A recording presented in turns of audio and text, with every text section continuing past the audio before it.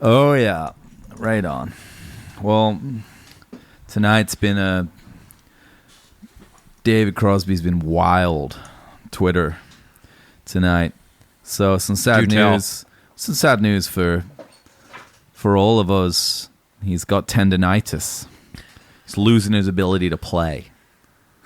And sorry, I shouldn't laugh. I mean, he was always such a good virtuoso of sorts. But I always kind of thought he just kind of played with he was more right hand kind of guy. Yeah, he's more almost a kind of percussionist, more of a percussion player. That's kind of what I mean. Like he's sort of. Yeah, but apparently it's okay because he's looking for relief. Mm-hmm. It's hard to find, but his Twitter followers came out in hordes for him. In droves. And one of them mentioned that Brett Favre is promoting a remedy for trigger finger, as he calls it. And then Crosby course corrected and said, it's not Brett Favre, it's John Elway that is working on a miracle cure for trigger finger. So different ailment for like Favre and Elway. Yeah. For them, it's more inhibiting their ability to throw shotgun passes. Sure. And for Crosby, it's that finger picking. Yeah. And motion. Listen, and Amazing Rockhead says, well, if Brett Favre or John Elway is selling medicine, I'm all in. It's like essentially, it's like a Trump with the bleach thing. Yeah. I'm all in. Just give it to me. I'll have what he's having in Elway's case. Cryptic tweet here, actually, from David Crosby. It's a retweet from EJU 1952. The first tweet here is from Jody Gelb. He says, I think it's sad that your best friend Graham doesn't want to talk to you anymore. And David Crosby wrote back, guess he wasn't my best friend after all. And then retweeted this tweet. In my opinion, I believe Nash. So I'm assuming that this guy has nailed the issue behind the schism. This guy says, in my opinion, I believe Nash has bigger problems at home between his much younger wife and his children, and she could be demanding or overbearing in his life. He doesn't seem all look happy. Only doing spot solo stuff for the past 2 years. Nash has more to offer, and he knows it. So this obviously struck a chord with Crosby. This is just a hot take from one of Crosby's Twitter followers. Yeah, and it was retweeted by Crosby. I think that speaks volumes. That's hilarious. Yeah, I think that speaks volumes. Yeah. We got a couple of interesting ones. B.D. Bennett writing in response to kind of a thread on his site about what are your lockdown songs. Someone said, Our House is my lockdown song, which, it's great. Good joke. And then B.D. Bennett here writes, that was one of my songs in the early pandemic, as well as Graham's album Songs for Beginners. I should also add, I played a lot of CNNY's back catalog and remembered that in 1988, when I lost my virginity to a woman, parentheses, I am gay, Wooden Ships was playing. David Crosby wrote back, tell me more about this. Like that. And also, for the first time ever, I got a tweet of my own up on David's. You did? Yeah, here it is. Hey, David. Drum roll, please. Hey, David. Long-time listener, first-time tweeter. Wanted to know if you have any advice for harmonizing. It's something I've always had a hard time doing because I tend to, quote-unquote, veer out of my own lane. You said this? And end up doubling someone else's line instinctively. And he said it takes a lot of work and a lot of practice. And then I got a couple That's all he said? I got a couple of just people writing back their own opinions on this. Aaron, I'd like to thank Aaron Hoffling here. He says, sing with intention. Know how your line sounds without the accompaniment of the harmony. Hear it in your head before you sing it. Confidence. It's not the easiest thing in the world, so most of us practice. You must practice. Also, if you sing along in the car, try and sing the harmony. And then Londo 8313, thank you to Londo, says, maybe stand behind a strong, consistent singer who is singing the part you want to sing. Hear it and blend. In a small group, choir, but most of all practice. So that's what I've been doing in my time. That's great, man. Yeah. I'm glad you got one up. You know that Also very earnest, nice. You sincerely wanted to know what his advice, because he does seem to just slither into that middle harmony effortlessly. He does. Slithering. Yeah. Like a snake. Yeah, he does. Yeah, he Sometimes slithers. you don't even hear it. You know, you hear Graham always, but Yeah, he's always that.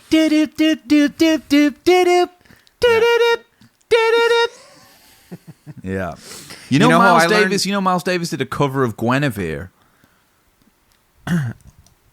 I'm impressed. And I was reading about it, and I bet it's apparently wonderful. a lot of people are saying on Twitter, on David, but I should also preface that these tweets from David Crosby are all I was reading about 500 of them, and they're all within about 45 minutes. Like he's just done a lot. He's keyed up and has just gone on Twitter. Yeah. And he said that in this, he was saying someone had gone on. I think I took a screenshot of it. Someone had gone and said, hey, I only got on Twitter to ask you this question. Let me find it here. I joined Twitter for this question. This is Kyle. You don't like Miles Davis's Guinevere? I'm listening now, and I feel, David, like he was paying you a big homage in trying to emulate your voice on trumpet. And David Crosby said he was flattered that Miles did that. Well, I should hope so. For Yeah. God's sake. So there you go. You know, it's funny that someone said that about in the car, because that's how I learned how to sing harmony, James. How's that? I had an hour-long commute to high school every day, Yeah. and on the way into town, Yeah. I used to listen to the early Beatles records, and I used to sing John's part on the way in, and then Paul's part on the way home. That's nice. I think And that- I'd used to hear Paul in my head when I'd be doing, don't do me. Yeah, Ooh, I'm don't up do me, here. I'm I'm up up here, here. yeah. See, you want to be down here? That's nice. I don't know. That's how I did. No, that's really how I did it. You know, Babies in Black. I used to all just that kind of sing stuff. in the stock room with Ryan Peters a lot. I feel like that was when I really got. We used to work in a clothing store together. And Sort of I feel like Bob Marley and Desmond Decker I kind of just thing. used to and he was really good at singing and stuff. And I think I just, we'd laugh at. But all I the time. really do mean it though. That I believe that's why I'm pretty good at harmony from doing Yeah. that in the car all for years. You know, but I think Same key, I think. same key. I think. Same. And key, I then think. sometimes you try to add a third part Yeah, to Beatles or something. You know, and that's when you that's when you when you realize become something magical has happened. We don't own these notes and this melody, but when me, David, and Stephen get in a room together and sing, something magical and different and new happens, and that's how you know. they knew. We knew in Mamakasa's that day, we knew that we were doing something different. We were doing something magical. I wouldn't stop that if I could go back in a time machine. In a hot tub time machine. You wouldn't tell Graham it's not worth it. I wouldn't tell him that. I just said that I was jealous that day.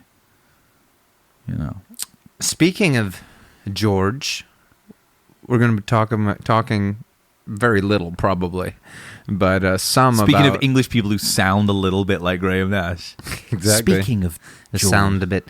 George is a bit more of a criticism. I always do the word criticism when I'm doing George because he's got a bit of almost a Spanish crit. He's always criticizing. Oh, he's kind of me. Castilian. Criticizing. He kind of does a me kind a bit. almost a Castilian It's Spanish. just merely He rolls. your opinion. It's merely your opinion. Merely. Yeah. But no, the traveling. Again, now traveling- I am doing the traveling Castilian sort exactly. of thing. It's in your and blood. It's more in my native tongue, you know. It's me. It's the truth. It's And truth. me, you know. Johnny is truth. It's Sí. truth for me. Valencia. Sí, that's more Valencia. Cerveza. Castellano. Sí. Yeah. Okay, good. But Madrileños. Madrid, Barcelona. Yeah. Gracias. Sí, sí. Gracias. Es amigo. Vale. Always vale. Vale. That's it. Just vale. Sí, venga. Vale. Venga. Okay, venga. ¿Dónde está la marcha? Esta noche. ¿Dónde está la marcha esta noche? The news. Johnny, I had a friend when I was living in Spain. His name was Alberto. Yeah, Alberto. And he used to call me and leave me long messages in Spanish. Johnny, a la playa esta noche. No, a hoy. La playa, ¿no? Nice. Johnny, venga, vale. I don't know what else he'd say.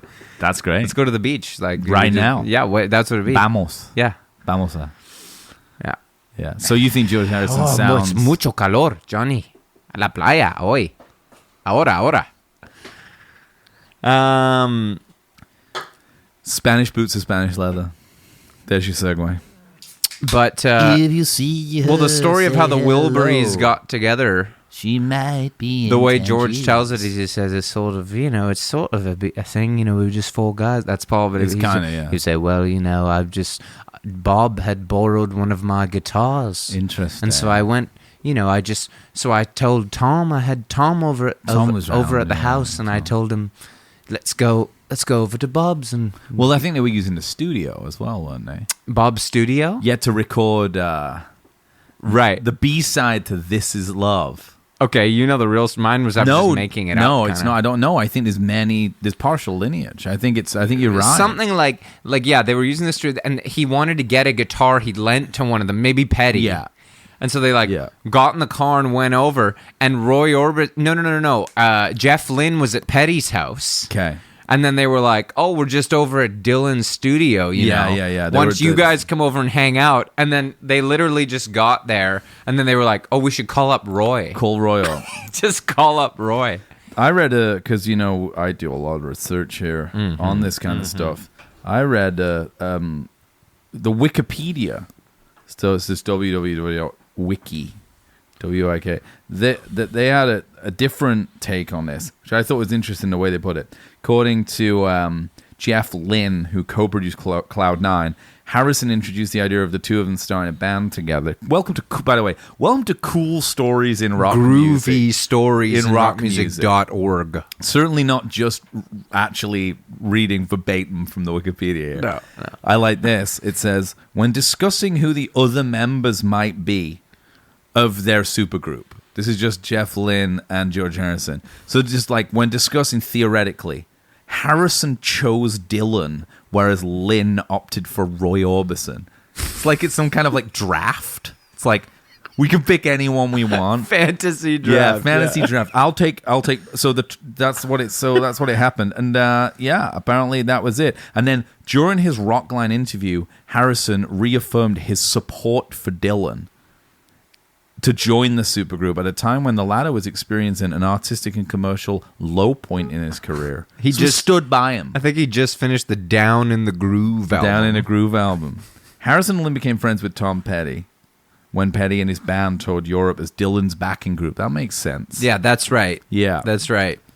Pretty cool stuff. Petty and the boys, I think, stories in said rock. that was a really hard gig. The Dylan gig, because you just change up the keys. Those guys, they seem like a good, like a kind of working class rock band. They like to practice a song. Okay, this one's in C. We know it in C. Yeah. We're going to do it. And then Dylan starts throwing in some different time signatures and stuff. And they just got Dylan, they got him just in time because he immediately afterwards started the Never Ending Tour. Yeah. So they just got him in time. Yeah. He wouldn't have had time to dick around in the studio and make pizza. He was certainly not making pizza. That's the best. That video of them all sitting around playing acoustics and Dylan's making pizza for everybody. I love it. I fucking love it. That's a kind of a Behar move. Like I could see Behar doing that or something. Like that's the Dylan. Everyone always thinks Behar's got this Dylan energy, but I think of it in that way. Yeah. Like not actually in his like singing or lyricism. No. Just like he'd he's got more of an. We've already kind of. He'd be cooking mussels or something for everyone. Moule. Yeah, and a nice probably like a Vino Verde. Oh, okay. He'd serve like a Portuguese, like a very Mediterranean, fish, a lot of fish. Yeah, probably not mussels actually. Probably more like sardines, potatoes, working man's lunch. Something simple, something you would get in the Alfama or something like that. Yeah, definitely. It's the kind of places in the Alfama that when you're there, you think, "Oh, I'm not allowed in there." You go in, they treat you like family. Yeah, you sit down. It's sardines come out. Potatoes, you've got big liters of wine, a lot of bread, lovely bread, a lot of starch. Yeah, I could see that. I saw a video of Destroyer on tour one time, just like Nick or somebody sent me a Behar eating mussels and using the mussel shell to take the next mussel out. Wow. Like using it as a utensil. Yeah. I still do it to this day. I thought it was just so cool. Just because it was cool. Well, it was actually, and then when I went to Spain, I saw a lot of people doing it. So it's a very muy auténtico. Muy auténtico, sí. Yeah. I remember reading The Medusa Frequency by Russell Hoban, which is like a really cool book, and I lent it to Malcolm, friend of the pod. Probably doesn't listen, but that's just because he's interplanetary, and I respect that massively. Yeah, Sun Ra of our little scene here. Yeah, he's. I guess Colin would be the Sun Ra. Really. Colin's the Sun Ra. Malcolm's the Dr. John. Yeah, the Night Tripper. We're gonna have Malcolm on. I told him basement tapes. Does he have the internet? No. He's the jam deck of our scene, really, if you think about it. No, that would be Josh Stevenson. Right. Yeah, definitely. A whole lot of permutations. Whole lot. We could probably map this out on the wall. Kind of one of those things, the family tree things. Yeah, like who is who? Who would you be in the Wilburys? Oh, I'm Tom Petty. Oh man. Well, it's just like aesthetically, I think I'm Tom Petty the most out of the five of them. I know, but that's also like the best one to say because he's like obviously not the greatest of all of them. So like you're not feeling yourself by saying you're the Petty. Oh, so it's hard. What am I be like? Oh yeah, I'm Dylan. You know what I mean? Dylan. No, I'd say probably like maybe like George. I think. Yeah, George. Because not like I wouldn't put myself in like. We're talking aesthetically. Well, musically too. The two things interweave. Aesthetically, I'd like maybe like Dylan, maybe aesthetically, maybe like Roy Orbison or something. Really? Like that. You think so? You kind of got your Marvin Gaye "What's Going On"? Well, right now, so maybe that's more George. Yeah, peace, love, and toques. Yeah. But was Marvin wearing it in a kind of like Muslim Brotherhood style though? Was he kind of Farrakhaning out with his outfits? No, that's more What's Going On. Then that he just wore. Then he had like a big like vinyl rain jacket on, and like a suit and stuff. Yeah. No, I think you're right though. I think it was like I think it definitely was a political statement. His like they wanted him to be the studio, the record company wanted him to be like Marvin heard it through the grapevine, the nice suit, and he showed up with the toque and the fatigues, and they were like, no. And he was like, well, then you're not getting anything from me. Yeah. It was awesome. What's so cool about that record, and this is... Which one? Because they're all so cool. Yeah, like, What's Going On, though? There's some, like, obviously, like, this is, everyone will appreciate this, like, our listeners, because they know this is a really serious podcast, but there's a great breakdown of the What's Going On session by, what's his name? Valentine's his last name. He's like he's a guy who does like lots of like tutorials and stuff. He records lots of bands, but he's a very, very accomplished producer, and he had like the original sessions to like What's Going On, and he like goes through it. He remixes it to try and make it sound the same on his like computer or whatnot, and he does a really good job. But it's just like going through it bit by bit. And he's shows specifically, like, I mean, the arrangement's amazing and the playing, but probably the coolest bit, because these things are all recorded on, like, I don't even know, like, max 16 tracks, is the double, Marvin Gaye's double vocal. So, like, the idea is that he, at some point, this is such a brave decision, he didn't know how he wanted to sing the song. So he, like, tried a couple of different ways. And it, it's kind of like the talking one, and then the sort of question and answer vocal, and that like he'd said to the, I guess like the engineer or whatever, like bounce it out so I want to take it home and listen to it. And they'd panned his vocals left and right, so he could, and everything else was mono. So if he just listened to the left, he'd hear one vocal, and if he just listened right, he'd hear the other one. Mm-hmm. But he didn't, and he listened to them both together and was like, "That's my new sound. I'm gonna just have them both, like, wicked, for the whole record." Like, who really cares? Who really cares? What's happening, brother? Yeah, all of it. Yeah, and it's just, oh man, it's a great. It moves me, man. Oh, it should. If it didn't, you'd be dead. It's that record. What's going on? It's just I just listened to it the other day, and it's breathtaking. Such a similar energy to Traveling Wilburys Volume 1. Yeah, it is. Yeah. Well, I mean, honestly, the more I think about it, Beatles.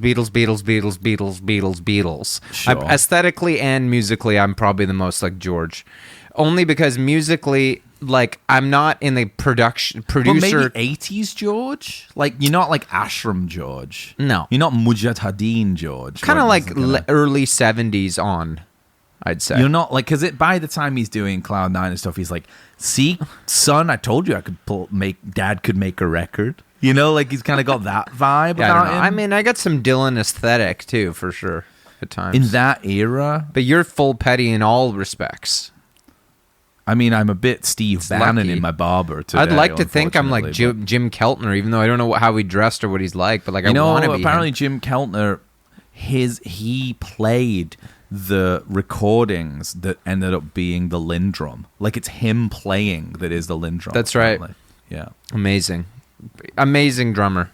He's like, that's like Wrecking Crew England, that band. Yeah. Like Vorman, Keltner, Chris Spedding, Peter Frampton.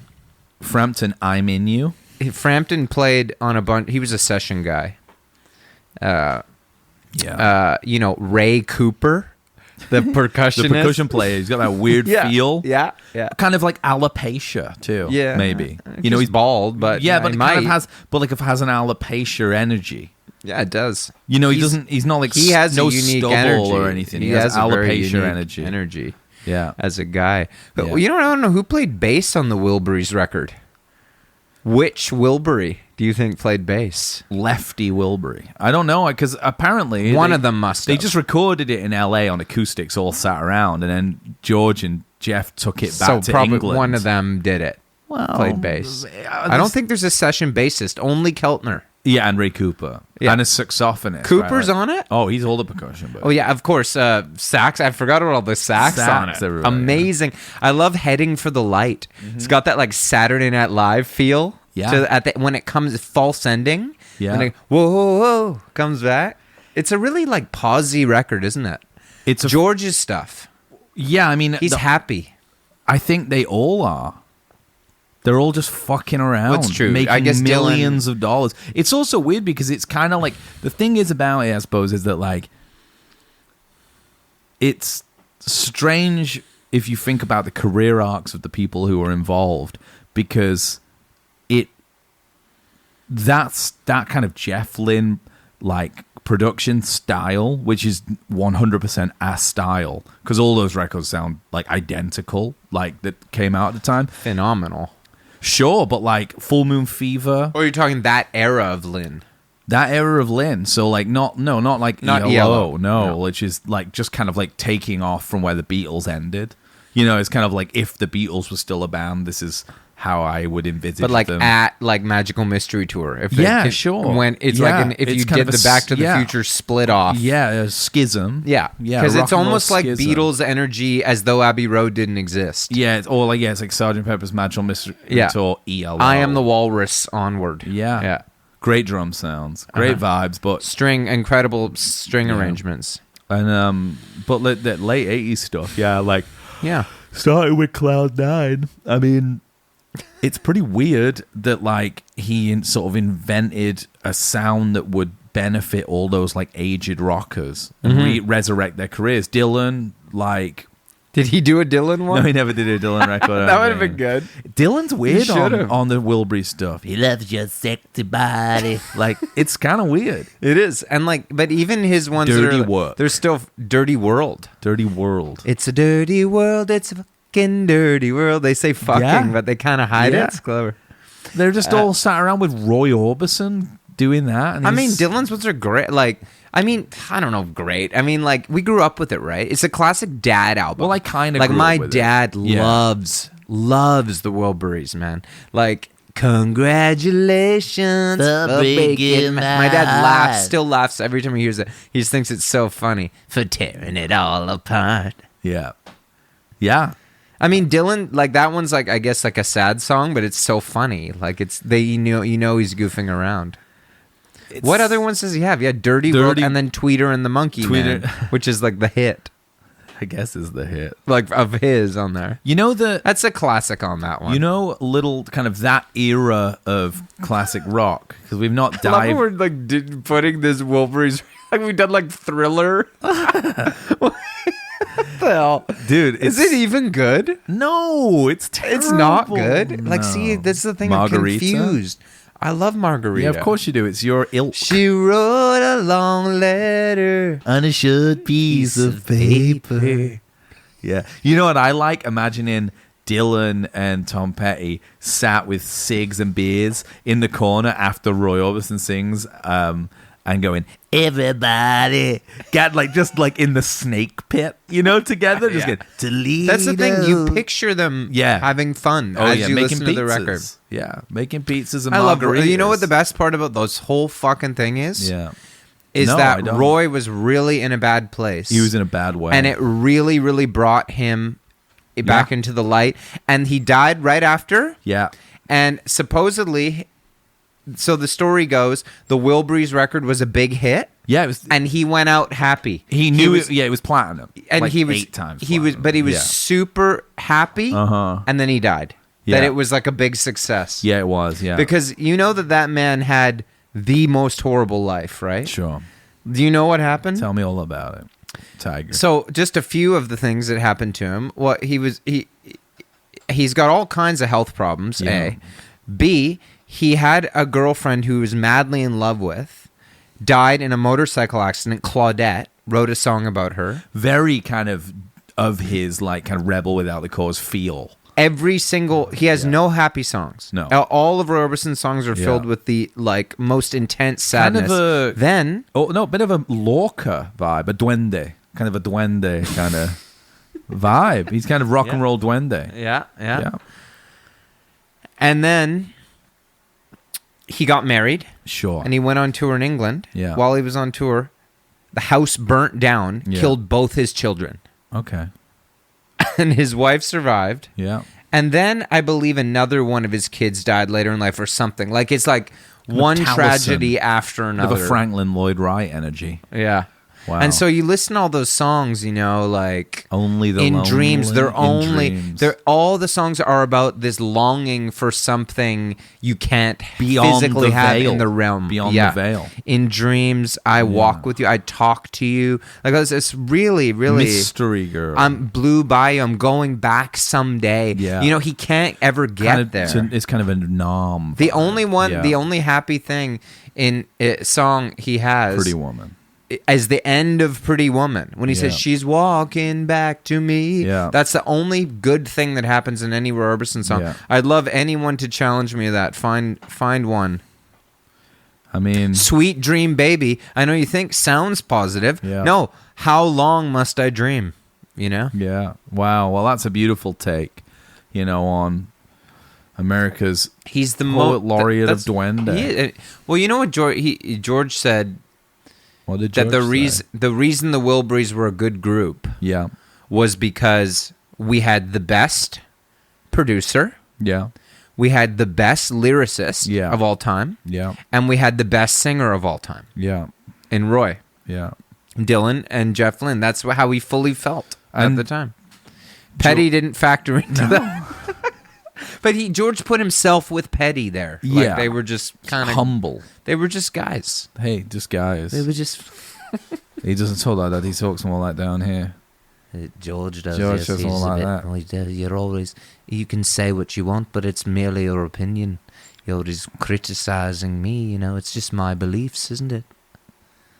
Ashram. You don't have temple. to. There's a wonderful press conference that he says that stuff when they're talking about John Yeah. about the God saying the Beatles are bigger than God. Yeah. And George kind of just, John does most of the talking, and then George he just says one or two things, but very profound. Yeah. Philosophically, He wasn't saying trying. He's not. Yeah. Sexually, yes. Fulfilled. Sexually, I am satisfied. Yes. I'm Philosophically, doing the lips now. I trying. realise after doing it, it's a bit better when you do the lips a bit. Philosophically, Trying. Financially. Mick, tell me, are you satisfied? They're always like this. What? Sexually? What do you mean, like, sexually? They always... Sexually, philosophically. All the interviewers are always like, Now, George, tell us about that new guitar sound you've got. Well, it's just really just a blues. It's Bluesy number. It's really just a reverse blues. that's what he's like. Really a review. George, tell us about that guitar scale you're playing on that solo. What is it? Well, it's nothing really. blues. It's just a reverse blues, really. El It's just a blues lick in reverse. nuevo sangre. It's just a blues lick in reverse, isn't it? Well, we backmasked it, you see, and put it on backwards. We just recorded it and then we put it in reverse. Yeah. Paul knows how to do those things. Paul did it, I don't know. Paul did it, I don't know. I'll play whatever he wants me to Wonder play. why Paul But I wasn't won't play there. at all if he doesn't want me to play whatever it is. Well, please, Paul, I'll do it. Wonder if they thought about that. I think so. A natural fit for the Wilburys vibe. It's weird. It's more McCartney music than it is any of their other ones. Any of the actual Wilburys. The Wilburys are kind of more McCartney music. George got a bit like that with, Have you seen those little piggies? No, I mean in the 70s and stuff. Okay. Like, give me love, give me peace on earth and all that kind Jeff Lynne loved that one. You Yeah. can tell. Give me love. Give me peace on This whole earth. podcast is just us singing. And That's doing- fine. I'm doing into accent. it. Yeah, it's a late great. one. When we do late ones, we did one earlier. When we do late ones, it's kind of I'm laying my head down. I've had a bean and cheese burrito. No, You it's know, fine. we set up some drum sounds in here. I'm not criticizing you. I'm not I'm just criticizing saying. you. I just tell it how it is, you know. Help me cope with this heavy load. Heavy load, trying yeah. to touch and reach you with heart and soul. Great stuff. Did well in the States in that song. Great, apparently. great songwriter, man. Some of those About chords. 7 songs. Some of those chords. No way. About 8. All Things Must Pass they're 2. all good. What are you talking about? Like Behind That Locked Door and What about that one with Clapton? what on about it? that one? Let me love you. Let me do. Dude, Let It Down? Let it down. What about Wah Wah? Yeah, that was Yeah, good. exactly. What about Run of the Mill? You know that Everyone has choice. The one where not to raise the voices. we need to get Brandon on to do All Things It's Must you who Pass. decides. Ooh, man. Kind of Heavy stuff. Omnipresence is what he had. He's into omnipresence. But he always spoke. You know how if anybody else, if Paul tried to tell me what to believe, I'd be pissed off. When George does it, I feel like it's stupid, but I because he feel lacks his own personality. interesting. He's take. kind of transparent. interesting. He's take. a kind of a sponge, really. He took on the kind of ashram complex. But he's wise beyond his years. well, he just does a bit. He just dabbles in like mysticism. I know, but he does seem smart when you listen to him speak. Like he seems to have an understanding of human World, nature. of the third eye kind of Human the nature. internal world. But like, I just think Paul doesn't care about that. He's like concerned with his own life mostly. Yeah. John too. I mean, John dabbles in worldly affairs, but Transcendence, that's yeah, more but for like a photo op. and That's stuff, more I an think. aesthetic choice. More of a like bed in for peace was like, let's just have That shit's to brutal, get the dude. music video for Give Peace It's a Chance. so brutal. It's so brutal when you see those photos of him and Yoko out of the bed as it's being made by the like chambermaids for them to just get back in it. You've seen those photos? It's rough, man. Like it's like from the hotel in Montreal, and it's like where they're doing the bed in for peace, and then like there's all this like other photo series of like them getting out the bed for it to be made and nice for them again, and the sheets changed. and people were there, like journalists, and there's photos of it because they weren't fucking staying in it. They were just like, it's brutal. That would have happened, of course. But then you see it and you're like, oh yeah, the woman too. You know what I mean? It's just a joke. Kind of strangled her, depending on how many. Well, not in front of Yoko. He wouldn't do that. Well, no, she hypnotized him. She wouldn't do that. She wouldn't put up with that. He wouldn't do that in front of her. No. In fact, that's probably one of the issues. Think he'd have liked the Wilburys? Yeah. You do? Yeah. It's fun times, right? Yeah. It's sure, Paul loved basically a it. drinking club. Paul wanted to be in it, probably. He didn't call me. Didn't call me. I was around. Yeah. I was in LA. I was actually working on what was his record? I'm trying to think what late 80s Red would be. Rose Speedway. No, that's 75. I don't know. That's Flowers in the Dirt. It's That's still 2003 band or from something. Vancouver. A blues band. Flowers in the Dirt. No, the Dirt. Venus and Mars. Venus and Mars. No, I think there's no. You know what it would have been? What? It would have been that one, Veronica, with Elvis Costello. The one about the older lady. It's about like it's a McCartney and Costello song. When is Wilburys from? 89 or something? Yeah, let's say so because it's Cloud 9 first, which is the one with with I got my mind telling you, which he pretends is his own song. Yeah, which is classic George. Yeah, and no one knows any other songs from it. Well, no, but then the other singles would be like "This Is Love," "This Is Love" by Bob Marley. Also, he like palm that one off as his own. Yeah, sung it. This is love that I'm feeling. Yeah, exactly. Slide. Yeah. No. I like that record a lot, actually. I know you do. Yeah. When We Were Fab, that's on. Oh, it. When We Was Fab. Yeah. That's good. I love that. Which do you think is the best of the sad John's Dead songs? Because George did two. He did When We Was Fab, and he did All Those Years Ago, which is a nice one. But Paul has one called Here Today that's really beautiful. I'm sure that Macca did it. It's a good He one. traumatized. I don't know if Ringo did one. There's a great thing with Ringo when it's like he goes back, like when Liverpool was becoming like the European capital of culture a few years ago. You know, it's like an expo kind of style thing, and it's like they have a big festival. It's like we are the European capital of culture, and here he is, our hero, Ringo Starr. And they bring Ringo on in Liverpool. It's like a cold, rainy day in Liverpool, and it's like, and he's like, is the hero, and they're like, so Ringo, would you ever move back here? And he just is like, fuck no. Yeah, he loves LA. Yeah, he loves. Oh man, he loves LA. He always says that, dude. I love LA. Yeah, yeah. Century Boulevard, Ventura Boulevard. Fuck Ringo, yeah, dude. Yeah, Ringo, man. Fuck yeah, that song is good. I listen to that song every time I get into LA. Fuck yeah, I love that album.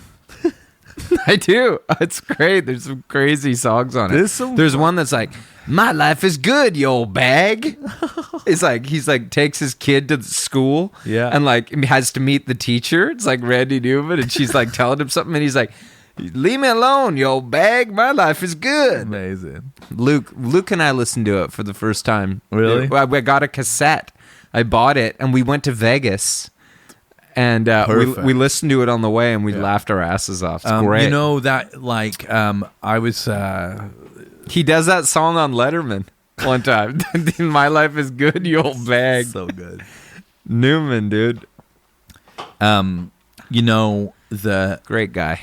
A song that I was thinking about when I was like looking up, like, you kind of get into this headspace with like Jeff Lynne stuff, where you're like, fuck, man, like. Like his production's so singular and specific that you hear songs and you can tell that they're Jeff Lynne songs, productions. I Won't Back Down or something. It's like it can only be him. Yeah. Into the Great Wide Open, but also the Wilburys stuff. So that kind of vibe. Cloud 9. I got my mind set on you, that stuff. It's like two things coming at once. The drums are always pounding. A kind of a Lynne drum, which is ironic, but it's often a drummer as well. They've got those same kind of like Mutt Lange style Jeff Lynne drum. Yeah, harmonies. Those same kind of like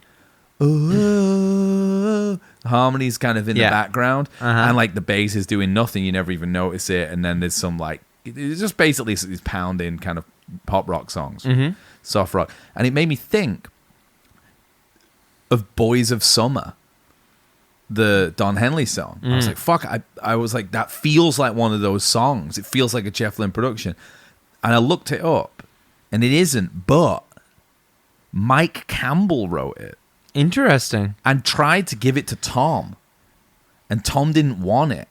So apparently Mike Campbell wrote it because he had a Lindrum and some synths. So he was like playing around with them and like wrote this thing, and he admittedly didn't really have like a vocal, like he didn't have lyrics to it, but he had like a vocal melody, and he played it to Tom Petty, and Tom Petty wasn't interested in it. Just was like, no, it's not my thing. But like Jimmy Iovine was in the room, and he was like, you should play it to Don Henley, so he did. And Don Henley called him up and was like, I've just written the best song of my career to it. So then when they were doing the Full Moon Fever sessions, they were like, Mike Campbell obviously being the kind of right-hand man, period, to Tom, for his career. And a big believer in the Jeff Lynne sound, unlike Ben Mont and Stan Lynch. Big believer. They went into Tom's like car to listen to fucking I Won't Back Down, to like listen to the mix, and they get in there and Boys of Summer is on in the radio.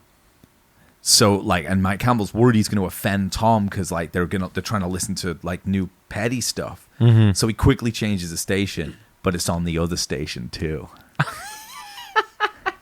And then Tom Petty says, "Hey Mike, you did real well with that song, man. I should have listened to it. I should have had it as my own." And he said it was a big bonding experience for the two of them. It just brought them closer together, made Tom respect him even more. So I thought it was a fucking great story. I thought you were going to say he kicked him out or something. No, man, because that would have been more of a imagine the Don Henley move. Yeah, it would have been.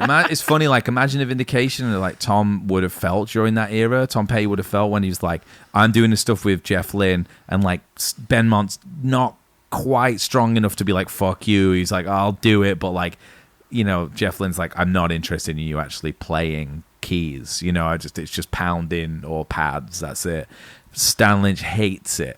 Won't play on Full Moon Fever. Well, he didn't think there were really any good songs on that one. And then Tom Petty just like goes through with it. First number one of their career. First big first like speaking of size record. That must feel good though. That just must be like a kind of just might fucking feel good. That just be like, go fuck yourself. Of course, I was right. Of course. Speaking of I Won't Back Down, I heard that last night in the Biden...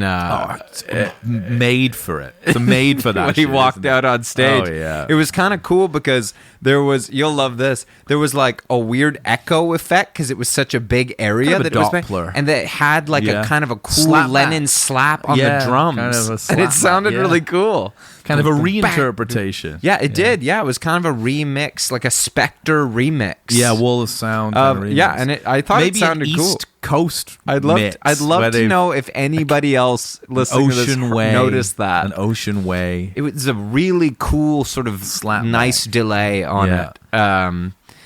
Ocean Way delay. Yeah. And then it was really nice. The playlist itself on the Biden was it good tunes? celebration was really psychedelic, and it was Hall & Oates, You Make My Dreams, into You Won't Back Down, into Simply the Best. Just still the 80s. This is like, these people need to retire. Seriously. Like and it was just like song after song in the fireworks. 80s feel-good classics. And I'll tell you right now, I watched it, and then I went for a run, and I said to myself, I'm going to put on the Biden-Harris playlist. Yeah. Fucking got me pumped, dude. You do what were you running under 5 minutes a kilometer? No, yeah, but I do though. Well, you do traditionally, yeah. I mean, I've been trying to keep up with you for. I'm always about four in the 450s. I mean, it's quick that. Yeah, but I only do 8. Yeah. Shout out to my friend Ryan Sheepdogs. I'd love him to listen to this pod. I think he does love him to be on it. I mean, he posted a crazy 10K time recently. He was running it at 4:45. This guy's giving up 6. That's the best. My best ever was a 446. We did a 449 together. Oh, did we? Okay. Yeah. I didn't fucked have me my up, app though. going. But I think we were kind of competing somewhat. it felt the energy was there, but I didn't want to. Kind But of I like felt that Stevie Nicks and Lindsey Buckingham secondhand news from the 90s video that I sent you. Tension was palpable. one of my oldest friends from high school, one of my best friends, was home during the pandemic a little bit. He lives in New York, and he's a big runner. And it's so funny when that happens. He just said one day, he's like, we were out in Souk at my parents' house. Let's go for a run together. Yeah. And we did, it was only about 7K. But, as soon as it started, we were just chatting. And then, we get about halfway through, and you just know. It's on. It's on. Because we both run quite a bit. And then we do a lap. It's 2 laps, the track. And then we get halfway through the lap, and then he just said, now the race really begins. Afterburners. And he goes ahead of me. Interesting. And I just said to So you myself, were competing. I said to myself, then I knew it was a race. And I said to myself, this is my track. It's around my parents' house. Yeah. I'm just going to let him take the lead here. I'm going to draft. Pace, mate. I could felt. You were kind of in the peloton. I was, Yeah. I felt it was kind of a Chariots of Fire sort of. Days of Thunder, even. Yeah, exactly. Yeah. Kind So of like I Robert Duvall. Yeah, I was sort of more of a Billy Crudup as Steve Prefontaine feel. I was thinking more of a guy. First, we're going to paint this car. We're going to raise him up. What's Robert Duvall in that? Yeah. She's going to run like you've never seen before. Yeah. I wish I could. I'm going to watch that tonight just so I can riff on that. So I drafted off him for a while, and then I'm kind of feeling his pace because I know he's trying to go away from me. He's fucking he's a Haile front runner. Selassie at this He's a point. front runner. Yeah. You know what I mean? He's been doing high intensity, high mountain training. Yeah, in and his mind. I feel him at some point. He kind of takes it up a gear. Yeah. And I follow, but I let him kind of think he's Sure. But I'm like, this is a pretty good pace for me You're still. kind of the horse and the And then, the we got ox about a and the mouse or kilometer whatever. left is a Yeah. hill at the end. And Yeah. I'm like, I've done this Stamina. hill. I've done this hill. And right when we turn the corner, I just But you blow also past didn't him. realize what he didn't know is you had Journey, Don't Stop Believing ready in your back pocket. More than a feeling, Boston, when that feeling. kicks Yeah. in. Yeah. Yeah. You had I it. close my eyes. You just had it fucking ready to go. Yeah. Afterburners. What's Anyway, your like? Andy, if you're listening, I'm sorry, buddy, but you know it We to both be true. know who you know what happened. We both know. We were both there. Yeah. But I'm going to tell you, you keep talking about how you don't break 5 minutes. Yeah. And I'm telling you, if you put on the music, dude, The Biden when Harris simply playlist? the best, you don't listen to music when you run. No, I that like- final 2K, yeah. man, when that shit kicks in, that's what gets you up, dude. Yeah, I like the I like the kind of meditative, more the George Harrison approach to it. Really, I'm just out there contemplating. Well, George Harrison probably didn't care about his time per kilometer. No, and he was I just out there. You got to be one or the other. We out there, bro. No, I feel like me and him, I probably have, I'm just You're out there. kind of the I'm George thinking about the Harrison now? I'm What's thinking going about on? the banyan tree. I'm out I there see. thinking like about this, you open up the fruit of a banyan tree. What's inside? The seeds. What happens if you open up the seeds? That's it, man. That's Brahman, Wow, man, Heavy stuff. You're losing me. I'm more of a Tom Petty type. I don't really think about this You're stuff. kind of more like just I'm more just trying like to get a gig playing guitar. just like for Dylan. hamburgers, man. Just Yeah, rocking with my 45s. friends. Don't bore us. Get to the chorus. That kind of Fuck stuff. yeah. Absolutely. A few beers. We should do Down the Torpedoes next. Sure. Fucking rules, that record. Don't really know any songs on it. Refugee. I know that one. Oh, is Here that Don't comes Do Me my Like That? girl. Is that on there? Yeah. Here Comes My Girl. Oh yeah, I know. That's that like one. sounds like the Baywatch soundtrack or something. Here she goes. I Doing got- Dylan. He's kind of It's amazing to like do Dylan and then be Dylan's friend and be accepted as Dylan. Like he's like, yeah, I know. Do people talk about that he did Dylan? I don't know. Because I always thought Yeah. that. And then I was like, He's just like doing Dylan's voice, Yeah. and it's like obvious, and then suddenly but it's like more straight ahead rock, 4 on the floor, toe tapping kind of stuff. yeah, kind of like Dylan didn't really do that until like Gotta Serve Somebody. Yeah, That's when he gets into the kind of blues with nice production blues Yeah. sound. yeah. You may come as me, You may call me Jimmy. Something like that. Never ending tour. Great song. I'm just, every time since I've been hanging out with you, for whatever reason, every time I think about Dylan, the first song I think about is "If You See Her, Say Hello." I don't know why. She might be in 10 years. Great I think I one. just like saying it. Or else I'm getting soft. Yeah. I'm too sensitive, or else I'm getting soft. We Great had song. a falling out, Yeah. as lovers often will. And to think about she left that night, it still gives me a chill. And though our separation appeals me to the heart, she still lives inside of me. We've never been apart. Yeah. Kind of the Irish. Have you heard Sundown, gentle moon. I don't think that's a. Yeah. Have you ever heard of it when he does live at stuff? Budokan? When he does a lot of the, I don't know if he does Irish that one, but he doesn't. shanty. her? We've never been apart. Yeah, he kind of pirate. He does, yeah. Didn't you say he wasn't a pirate? at No, he one point? wasn't pagan. No, he wasn't remember? pagan. Pilgrim to pirate. Pilgrim to pirate. That'll be the name of like an anthology, maybe. Dude, I was from Pilgrim to pirate. Yeah. I was fucking in the car before that, and it was like "Man on the Moon" came on by REM. Yeah, Fucking ruling. I love that So song. good. I love that song. What an album. Yeah. I'm gonna get into the 90s, I think. I bought that that LP like brand new a couple weeks ago. Alex wanted to get All it, Night for and I was People? like, yeah, I was like, fuck yeah, let's buy it. Fucking great. Yeah, it You know, was I bet it's worth loads on vinyl. Well, the original. Yeah, because it's 90s like shit 90s is always stuff, right? They weren't really into. Well, their CDs were Really that was dominant. the utmost in sound quality. 16-bit. Uh-huh. Yeah. Dude, I tell you, I have some CDs that like they do sound really good. Oh, yeah. Like they probably are better. They like are I don't know, what it is. 100%. Yeah. Yeah. Although I got back into 45s recently, I actually got "Don't Do Me Like That." I found Yeah. the single. Some of them sound incredible, full body. You know, because it's full bodied, almost like kind of a cab sauv. more of a Malbec, a spicy Malbec. Yeah. Do you like a full-bodied wine? No. You think those guys are I like a drinking- dry Pinot. What do you think those guys? What, you like a spicy Malbec? No, I like a Vino Verde. I like a dry. Portuguese feel. I like a I like a little effervescence. Okay. And I like white. I don't drink red wine. I can't do Oh, it. you fight, don't you? I get upset when I Yeah. do that. I get some kind of dark energy. Yeah, some kind comes of to me. kind of John Lennon. I don't maybe know even. where I go, man. Yeah, man. I wake up the next day, the Don't know place where I've is been. fucking Trashed. Yeah. May Peng's there. It's just weird shit Just, happens, you've man. drawn a fucking obelisk You know on I there. You've know, drawn a man. fucking pentagram on the wall and stuff. Yeah. Every time you drink a Paso Robles. Mm-hmm. That's what those guys would have been having.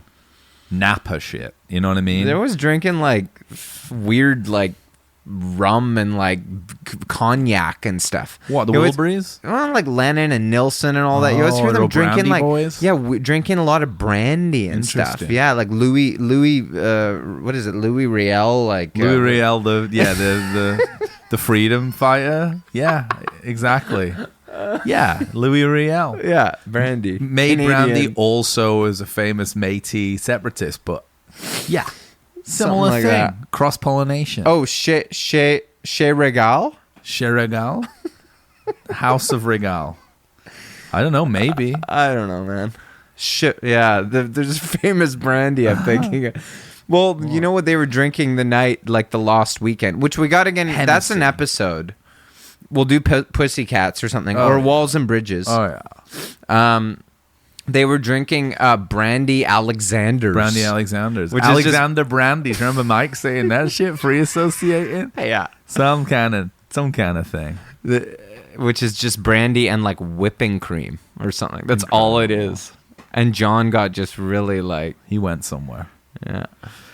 I think these guys were Wilburys at that period. I don't think Hot dogs, yeah, hot dogs Budweisers. and Budweisers in the game. Uh-huh. They probably The actually game. Oh, I'm sure they're into 100%, football and shit. Yeah. they were For just chilling, barbecue, A lot of queuing. up. Cookouts. Yeah, cookouts. Yeah, absolutely. get the whole family. Get the family. The families over. are all there. Yeah, everybody's 100%. there. Yeah, great time. Yeah, really positive stuff. Hey, George, get you another beer. Jeff's just like, hey, Yeah. Jeff, can I get you? They're all like, I'm all Jeff's American. like, no, I'm now. working. No, I'm working actually. No, they're I'm all working American actually. He's now. from Birmingham. Get you another beer, buddy. Hey, George, would you mind coming and take a listen to this mix real quick whenever you have a second? Okay, it's fourth down. Just give me, I'll be right there. Yeah. And listen, hey, that sounds great, buddy. You're doing great. Keep at it. Let me know if you need anything. I'll bring you a dog in here a while. Just mixing while the game's on. %. Hey, can you get that American flag a bit closer to me? I'm just feeling, makes me feel good when when I have a take. Yeah. Yeah, exactly. Yeah. Yeah, they probably. Like, just, isn't that's kind of They're like in, like, Malibu now, or something. Now that we're like pushing 40, Yeah. doesn't that kind of seem like paradise though? Just like home studio, games on. You got I think that like Jeff Lynne sensed a, he's a nerd probably, but he probably sensed a opportunity because none of them except for him did fucking anything, did they? Like he just took they just literally recorded the songs all together in a kitchen on acoustic guitars, taking turns to sing the lead, and then he took the songs home and George did added a lot everything. of great guitar playing. Great guitar on it. work. Yeah. Handle me with care. That's a good song. That's the only one that I'll say is that's the Janus of the record. That was going to be the B-side to This Is Love. Boo-doo-doo. And it was too good to be a B, which makes sense. So that was like when they realized. You ever seen the music video where they're like on a freight train? Yeah. I mean, it's... And then there's like the part where Roy sings and it's just like an empty rocking chair. Yeah. That's cute, that. Yeah. I like that. Yeah. Because he's dead. Yeah, he died, yeah. He died, so, But, okay, at this point in your career, Yeah. would you rather be at like a Muscle Shoals Stones session, working on it, like tons, just drinking Jack Daniels out of the bottle, just like all the excess, everything everywhere, or kind of cook out, games on, kind going, of just Augusta in Augusta. Yeah, the Masters Sundays on. You're going in to do. You might even go and watch the last hole. Yeah, you got the TV on in the studio where you're doing like a vocal of what would you rather? If it was just my you're career, just Keltner. You're playing your session guy on one of the. Yeah, but like if it was the Stones at Muscle Shoals, like no, obviously. it's not your career. You're just at the session working. But is it like it the kicker for me is like if I was at Muscle Shoals with the Stones during Sticky Fingers, like, for sure I'd be there. No. Okay, it's neither just band. It's me and the you. situation. We just decide. We're making a record. 100% I'd be with the Wilburys. Yeah. Like that setup, Uh-huh. dream setup. Yeah, exactly. Yeah, minimal work, maximum relaxation. That's where I want to get with this podcast. Yeah, well, I think we're there. That's what I want to. That's what I want to be. It's not feeling like I'm trying. I'm not trying that hard. No, it's. I mean, we are there. Yeah. I mean, we're drinking Coors Light right now. For God's sake, I'm wearing a pair of Zubaz sweatpants. I got Nikes. They're about 20 years old. You got some nice ones. They're kind of they've treaded the boards. Those. I have a pair of those. I bought these at Urban Outfitters in Seattle probably 15 years ago. Yeah, they're dirty as hell, but man, look how they've held up these shoes. Like they're great. I mean, they do have a kind of Jimmy Iovine quality to them, which we were talking about in the last app, where I was like, I remember Stan Lynch. Yeah, drummer sneakers. Yeah, they are. Yeah, kind of Nike drummer sneakers. I have a pair of really similar actually to that. I'd like to think Keltner wore shit like this. It's been known. I don't even know what he looks like. He didn't have a Marvin Gaye hat. No, that's what I'm going for. The next month or so. Kind of like you're like Keltner on the shoes, Marvin Gaye on the... It's like just for November, I'm kind of going incognito. Okay. And then December, I'll kind of clean it up a bit. I'll go for more bearded Paul. Scarf. You got a beard coming in though. Yeah, I'm doing it. It looks really nice. And then I can't grow a beard. And then for December, I'm going to be bearded Paul, blazer, scarf. Okay. That kind of thing. Yeah. Sort of let it be. Or you could say never stop learning to love Johnny. Yeah, exactly. Yeah, let it be kind of. Yeah. Kind of a never stop learning to love. The long and winding road. Yeah. I love that shit, like when it's like they're doing the movie Let It Be and they're kind of joking around, talking, and then Paul's like, oh, all right, guys, let's get serious now. Like they're joking around, and then it's just straight into the camera. the law. Just starts acting right away. I love it. He's such a good actor. He knows he's going to flash those eyes. Yeah, sure, but he's got... And sell a million records. Yeah, and it worked. Yeah. Imagine that the Wilburys getting together and being like, whatever we do, where it's going to make us so much fucking money. Mm-hmm. Could be shit. They're on... Could have been worse, though. That's what I'd say. Okay, yeah, true. It's pretty good. It's pretty good. Like, it could have been, like, shit. Shitty. Yeah. Yeah. It's not bad. Like, end of the line, I like it. It makes me feel good. I mean, it's a feel-good record. That's why dads like it. You don't. It's like there's no commitment. Have to think about it. No, there's no commitment. My dad just was working fucking 10 hours a day on a construction site in 1989. What's gonna make me not kill myself? Just like pouring concrete all day. Yeah. Gets in his truck and he's just like, "Fuck yeah, this is what I want to hear." I don't want to driving music as well because of Lynn's production. It's kind of an AM driving music kind of production. You're right. His records are good to drive to. Yeah. Purpose built. I got also don't bring me down 45 last week. No. Rocking. Yeah. There's some good. They're a greatest hits band. Yellow. Dude, I love the records. Don't get me going on that. Don't bring me down. Don't bring me down on that. I love the records. Well, let's do an ELO one next. Yeah, I love it. Shall we? On the Third Day. I love that one. Or whatever you want. Face the Music. A Wild West hero. At the end of the day, by the dawn's fading light, see my... That's North Country Girl. By the firelight so bright, I'll be the indie... What's this like? A bit sketchy. Does he want to be the cowboy or something? He's going to save Pocahontas? I don't remember that one. Well, we'll talk about it on the next part. Please.